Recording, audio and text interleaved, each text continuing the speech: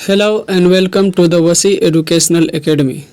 आज हम class 10th एवं 9th में मैथमेटिक्स का एक टॉपिक वृत्त यानी सर्कल के बारे में विस्तार पूर्वक चर्चा करेंगे। यहाँ से जितने भी सवाल आपके बोर्ड एग्जाम में हो या जितने भी कॉन्सेप्ट हो या इससे रिलेटेड कोई भी कंपटीशन एग्जाम में यदि सवाल आए तो आप यहीं इस वीडियो से कवर कर सकते हैं। चलिए देखते हैं। पहले हम यहाँ एक सर्किल लिए हैं, इस सर्किल के बारे में ध्यान से देखेंगे, फिर इसका बारी बारी से हम परिभाषा लिए हैं, सबको बारी बारी से देखेंगे। जैसे अगर बात करें, इस बीच में एक दिख रहा होगा आपको केंद्र है, और केंद्र से समान दूरी पर अगर दिख रहा है, केंद्र से समान दूरी पर एक ऐसा लाइन गया हुआ है, ध्यान से दिख रहा होगा। इस लाइन को हम लोग कहते हैं परिधि। इसे क्या कहते हैं हम लोग? परिधि कहते हैं। यानी केंद्र से अगर इस समान लाइन का अगर बात करा जाए तो इसे ही क्या कहते हैं हम लोग? परिधि कहते हैं। और केंद्र से परिधि पर अगर कोई लाइन मिलाए तो इसे हम लोग क्या कहते हैं? त्रिज्या कहते हैं। और ये त्रिज्या किसी भी यानी केंद्र से लेकर परिधि का कोई भी मिलाइएगा तो ये त्रिज्या आपस में क्या होती है? बराबर होती है। और अगर आप देखेंगे तो इस त्रिज्या और यहाँ दो परिधि का अगर मिलाने वाले ध्यान से देखेंगे कि दो तो परिधि पर अगर कोई बिंदु है और परिधि पर मिला रहे तो उसे क्या कहते हैं हम लोग? जीवा कहते हैं। अगर इस लाइन का अगर बात करेंगे इसका तो इसे हम लोग क्या कहते हैं? जीवा कहते हैं। ध्यान देना है। और जीवा कहते हैं। और इस सबसे बड़ी लाइन का अगर बात करें हम लोग, केंद्र पे ध्यान से देखें, केंद्र और इस लाइन को अगर कहें ये सबसे बड़ी जीवा होती है। और इस सबसे बड़ी जीवा को ही हम लोग क्या कहते हैं? व्यास कहते हैं। ध्यान देना, इसको हम लोग क्या कहते हैं? व्यास कहते हैं। और हम लोग जानते हैं, क्या जानते हैं कि व्यास जो होता है क्या होता है? त्रिज्या की 2 गुनी होती है, या त्रिज्या जो होती है क्या होती है? व्यास की आधी होती है। तो ध्यान देना। अब देखेंगे अगर इस परिधि का अगर बात करें, इस परिधि में अगर कहीं से सिर्फ अगर स्पर्श करते हुए यानी छूते हुए अगर कोई लाइन जा रही है, इसे कौन सी रेखा बोलेंगे? तो इसे कहते हैं स्पर्श रेखा। इसे क्या कहते हैं हम लोग? स्पर्श रेखा।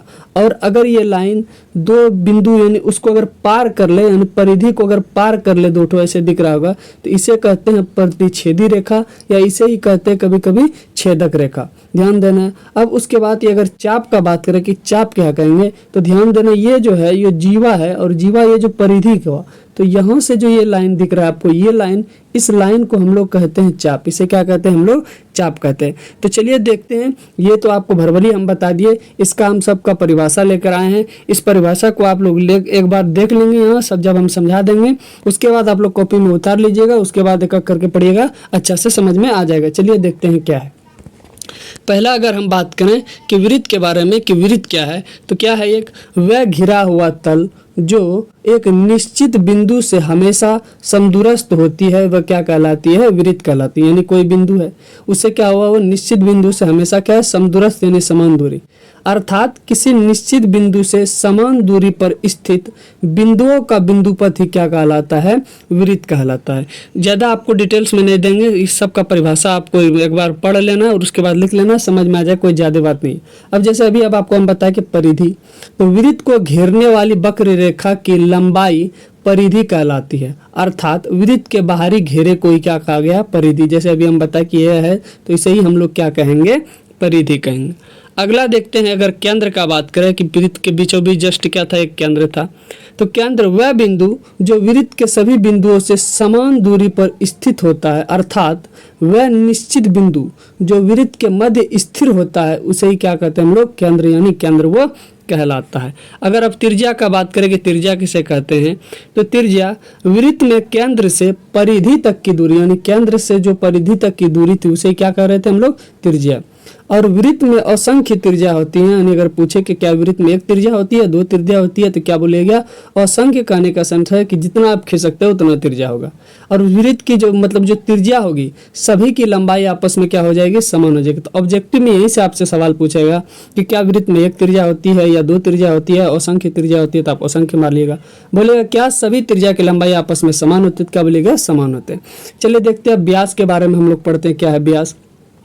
वृत्त की 2 बराबर भागों में बांटने वाली रेखाखंड को क्या कहते हैं? व्यास कहते हैं। अर्थात वृत्त में 2 बिंदुओं के बीच सबसे बड़ी दूरी व्यास कहलाती है, और यह वृत्त की सबसे बड़ी जीवा भी होती है, जैसे ऊपर में हम बताए थे। और जो त्रिज्या की क्या होती है? 2 गुनी होती है। अगर आपसे पूछे जैसे व्यास को हम लोग किससे सूचित करते हैं? डी से सूचित करते हैं, तो व्यास बराबर क्या होगा? 2r यानी त्रिज्या का कितना गुनी होती है, 2 गुनी होती है। और कभी कभी अगर पूछे r बराबर क्या हो जाएगा तो क्या होता है, d/2 होता है। ये सब आप लोग जानते होंगे। चलिए आगे देखते हैं अब क्या है जीवा क्या है। जीवा के बारे में देखते हैं कि वृत्त के किसी 2 हिस्सों में विभाजित करने वाली रेखाखंड ही क्या कहलाती है, जीवा कहलाती है। अथवा वृत्त के एक बिंदु से दूसरे बिंदु तक जाने वाली रेखाखंड को क्या कहते हैं, जीवा। जैसे अभी आपको बताए ये है, अगर यहाँ से लेकर ये अगर बात करें तो इसे ही हम लोग क्या कह दिए थे, अभी जीवा कहते। और सबसे लंबी जीवा ही क्या कहलाती है, जो वृत्त से केंद्र से होकर गुजर रही थी, इसे हम लोग व्यास कह रहे थे, ध्यान देना है। अब यही बात बोला क्या, व्यास की वृत्त यानी जो व्यास की वृत्त है सबसे बड़ी जीवा होती है। अगर क्वेश्चन उल्टा से पूछता है कि सबसे बड़ी जीवा कौन सी है तो क्या बोलेंगे हम लोग, व्यासी को कहते हैं क्या, सबसे बड़ी जीवा।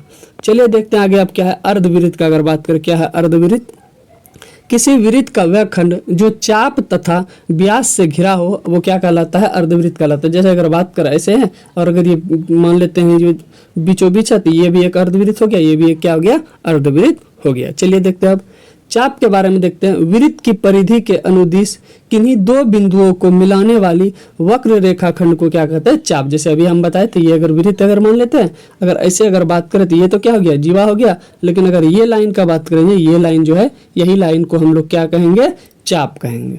चलिए उम्मीद करते हैं समझ में आ रहा होगा। जैसे नोट में लिखा हुआ है क्या कि केंद्र 2 चापों को मिलाकर एक पूर्ण वृत्त बनता है। यही सब ऑब्जेक्टिव आपसे पूछ सकता है। अब देखते हैं यहाँ पर स्पर्श रेखा और छेदक रेखा, इसके बारे में ध्यान से देखते हैं। इससे आपके ऑब्जेक्टिव में सवाल आएगा 10th क्लास में।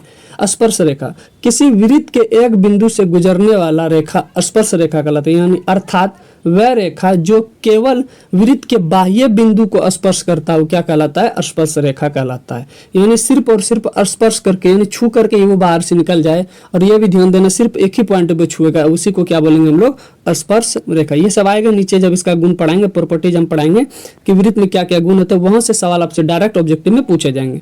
छेदक किसी भी वृत्त के 2 बिंदुओं से गुजरने वाली रेखा क्या कहलाती है, छेदक कहलाती है। अर्थात वह रेखा जो वृत्त के 2 अलग अलग बिंदुओं पर प्रतिच्छेद करती है वो क्या कहलाती है, छेदक। जैसे अगर ये वृत्त है बात करें, अगर यहाँ से लेकर 2 बिंदुओं पर प्रतिच्छेद किया, एक इस बिंदु पर एक इस बिंदु पर, इसलिए ये लाइन को हम लोग कौन सा लाइन कह दिए, छेदक रेखा कह दिए या छेदक लाइन कह दिए।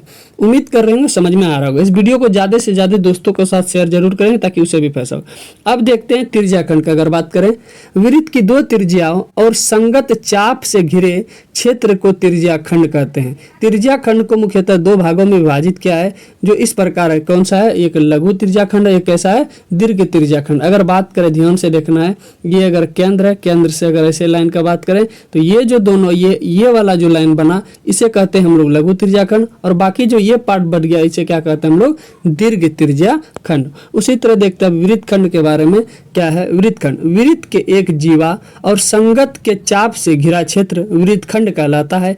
इसे सामान्यतः 2 भागों में बांटा गया, एक लघु वृत्तखंड, एक दीर्घ वृत्तखंड। फिर से अगर बात करें, जैसे अगर मान लेते ये है, तो अगर यहाँ से अगर बात करें तो ये जितना जो लाइन ये सब जो दिख रहा है इसे हम लोग कह दिए लघु वृत्तखंड, और बाकी जो बच गया इसे क्या कह दिए हम लोग, दीर्घ वृत्तखंड।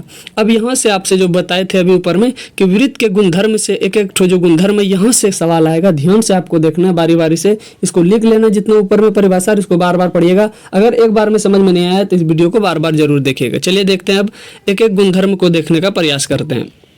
पहला है वृत्त के एक बिंदु पर केवल एक ही स्पर्श रेखा होती है। अगर बात करें कोई वृत्त है, वृत्त का अगर कोई एक बिंदु का अगर बात करेंगे तो वहां सिर्फ और सिर्फ कितनी स्पर्श रेखा हो सकती है, एक स्पर्श रेखा हो सकती है। किसी वृत्त की स्पर्श रेखा छेदक रेखा की एक विशिष्ट स्थिति है। वृत्त के अंदर स्थित किसी बिंदु से जाने वाली रेखा कौन सी रेखा, स्पर्श रेखा नहीं होती। यानी अगर वृत्त है, वृत्त में अगर अंदर से चल गया तब तो ये कौन सा रेखा हो गया, छेदक रेखा। वही कह रहा है वृत्त के अंदर में स्थित किसी बिंदु से जाने वाली रेखा स्पर्श रेखा नहीं होती। ये घुमा फिरा के आपसे सवाल पूछा जाता है, इसलिए हम लेके आए। देखते अगला क्या है कि किसी बाह्य बिंदु से वृत्त पर केवल 2 स्पर्श रेखाएं खींची जा सकती है। अगर बात करें किसी बाह्य बिंदु से, अगर मान लेते ये है और यहाँ अगर कोई बिंदु है तो इसमें सिर्फ और सिर्फ 2 ही स्पर्श रेखा, जैसे एक तो ये खींच सकते हैं, एक ये खींच सकते हैं। एक और यहाँ पर एक थ्योरम बनता है कि जो 2 स्पर्श रेखा है ये दोनों आपस में लंबाई में क्या होता है, बराबर। अगर ये 2 सेंटीमीटर है तो ये भी कितना सेंटीमीटर होगा, 2 सेंटीमीटर। लेकिन यहाँ अलग सवाल है, क्या है मतलब अलग चीज है फैक्ट, कि किसी बाह्य बिंदु से वृत्त पर केवल दो स्पर्श रेखाएं खींची जा सकती है। एक एक पॉइंट को आप लोग बढ़िया से ध्यान देना, यहीं से सवाल आएंगे।